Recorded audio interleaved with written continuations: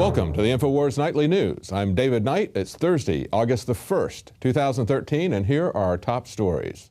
Now, this is a story from Prison Planet, but this is also a story from Bloomberg. And Bloomberg is not known to be a small government advocacy outlet. So this is what Bloomberg reported.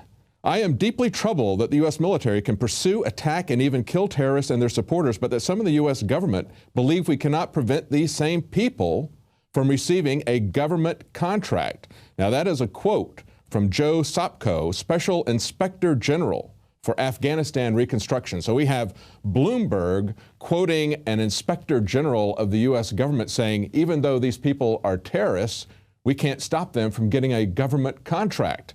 And he goes on to say they may be enemies of the United States, but that's not enough to keep them from getting government contracts. He said while the Obama administration is funding, equipping, and training al-Qaeda extremists in Syria to overthrow the Assad government, it is also awarding contracts to al-Qaeda after a decade-plus long war against the quote-unquote terrorists in Afghanistan.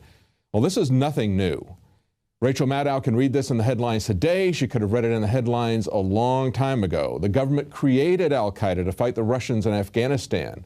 Bin Laden and Anwar al-Awlaki were CIA assets, and they continue to fund them, as well as run a massive drug war operation out of Afghanistan.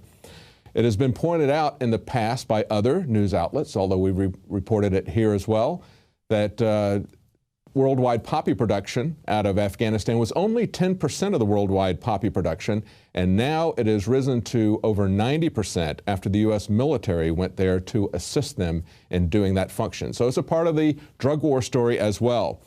But now the real aid to al-Qaeda is going to happen after we leave, perhaps big aid to them. Also reported from InfoWars, NATO leaves live munitions behind at abandoned Afghan Air Force bases. The U.S.-led military coalition in Afghanistan has agreed to do a better job of cleaning up deadly unexploded munitions from its bases and firing ranges as it closes them down after the UN accused the coalition of leaving dangerous explosives behind. So-called explosive remnants of war have emerged in the past few months as an increasing danger to civilians, in particular children. In the first half of the year, nearly 150 people were killed or injured when such munitions detonated. Well, right now, they're just talking about carelessly left behind unexploded ammunition. But we have seen, as the government has pulled out of one country after the other after their war, that they leave behind massive military bases filled with all kinds of equipment. And usually, after we leave a country, the people that we were there to fight usually take over. So, of course, that's going to be al-Qaeda, but then we kind of put them in power to start with.